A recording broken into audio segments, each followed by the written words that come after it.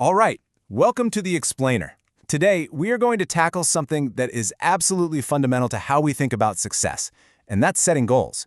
I mean, we're all taught that it's the only way to get anything done, right? But what if that whole idea is actually holding you back? Okay, let's just jump right in with this quote that honestly, it feels completely backward at first. Reaching a goal is a penalty you get for setting one. A penalty for reaching your goal? So what former NFL linebacker Emmanuel Acho is getting at here is this. By setting a fixed target, you might be putting a ceiling on your own potential. I mean, think about it. What if you could have gone even further? This one idea starts to show a massive crack in the whole foundation of how we chase achievement. I mean, for as long as we can remember, we've been sold this idea that goals are the key to everything. You know, especially when you get that fresh start feeling. A new year, a new job, heck, even just a Monday morning. It's this natural human urge to map out a better version of ourselves with a neat list of goals in hand. And of course, the business world gave us the ultimate tool for this, right? The SMART goal. That acronym, it has completely dominated how we think about this stuff for what, over 40 years now? It promises us that if we just make our goals specific, measurable, and all that, success is basically a sure thing. It's really become the undisputed champ of goal setting. But, and this is a big but, what if that entire framework is actually setting you up for failure, for burnout, for just plain unhappiness? Yeah, this is where the story really takes a sharp turn. Because while we've all been busy chasing these perfectly crafted goals, we've kind of ignored the dark side.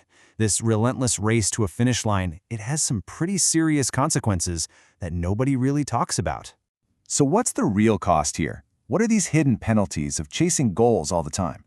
Well, it turns out that when you're laser-focused on just the finish line, you can create some major problems for yourself along the way. So author James Clear breaks this down beautifully into 4 big problems. First off, he points out that winners and losers often have the exact same goals.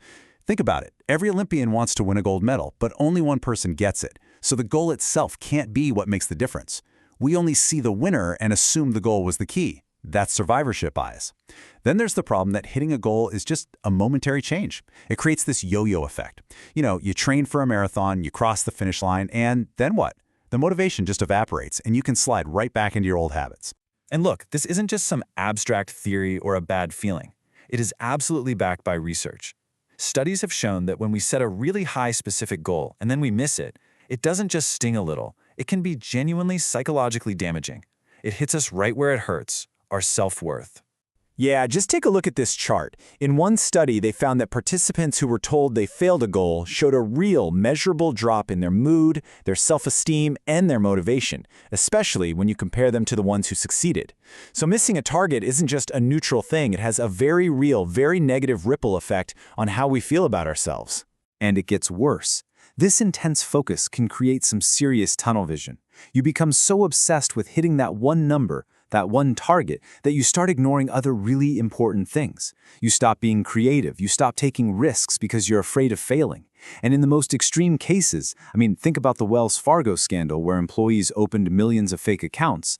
It can literally push people to cheat just to make their numbers. Okay, so what this all boils down to is something crucial about our mindset. This obsession with goals tends to push us into what the psychologist Carol Dweck famously called a fixed mindset. When the outcome is literally the only thing that matters, any failure feels, well, it feels final. It feels like a judgment on your character, on your ability, not just a bump in the road. And this quote from Dweck just hits the nail on the head. In the fixed mindset, everything is about the outcome. If you fail, or if you're not the best, it's all been wasted. Wow. Think about that. The entire journey, all the work, all the learning, it's all considered worthless if you don't stick the landing perfectly. It's a really dangerous all-or-nothing game that just leaves zero room for growth.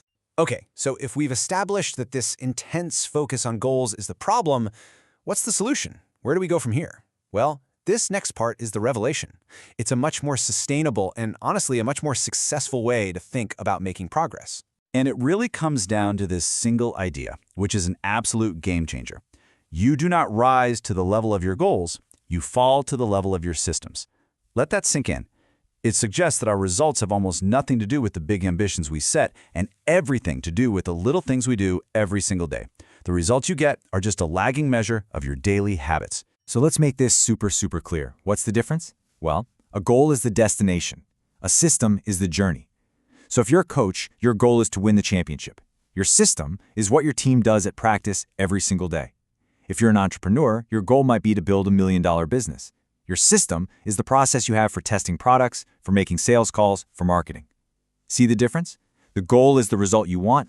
The system is the process that actually gets you there. And this, right here, is the real magic of a systems-first mindset. When you fall in love with the process instead of just the product, you don't have to wait for some future moment to be happy. Your happiness is no longer a hostage to a single outcome. Instead of saying, I'll be happy when I finally reach my goal, you can feel satisfied and successful anytime your system is running. The process itself, that becomes the win. Okay, this all sounds fantastic in theory, right? But how do you actually do it? How do you make progress if you're not using a rigid, smart goal? Well, let's get practical and look at a toolkit you can use. So, life coach Lisa Hoeshi offers this really brilliant, much more flexible alternative. Instead of those rigid goals, she suggests 3 simple practices. Create your vision, set your intention, and check in regularly. All right, first step, you create your vision. Now, this is not a goal. Think of it more like your North Star. It's a vivid description of how you want your life to feel, across all the important areas, your health, your work, your relationships. It's a guide for the journey, not a non-negotiable destination. Okay, next up, you set an intention. This is a simple sentence that describes the direction you want to move in. So instead of a goal like lose 10 pounds, your intention might be something like, I will be more present with my family, or I will invest more in my friendships. It's all about the direction of travel, which gives you focus, but without the intense pressure of a specific outcome. And finally, the piece that holds it all together, the system that makes it all work, is the regular check-in. This is your compass. Maybe once a week, maybe once a month, you just take a few minutes to ask yourself, hey, what did I learn this week? What are my priorities for the next week? Am I actually moving towards my vision? This is where you adjust, you learn, you iterate. It's so powerful. So when you put all these pieces together, you've got to focus on your systems, and that's guided by your overall vision in those regular check-ins. It completely changes your entire relationship with the idea of achievement.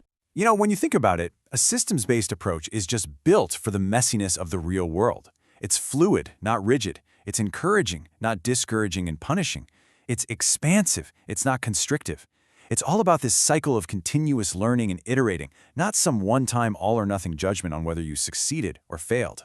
And ultimately, this brings us to the difference between finite and infinite games. See, the whole purpose of setting a goal is to win a finite game. There's a start, a middle, and an end. But the purpose of building a system is to keep playing. It's to continue playing the infinite game of life, of self-improvement, forever. And really, that's the big question to leave you with. Are you building a system for a single win, or are you building a system for a lifetime of progress? Because when you focus on the process, on the daily habits and routines that actually shape who you are, the results, the wins, the progress, they just naturally take care of themselves. It's a small shift in focus, but trust me, it makes all the difference in the world.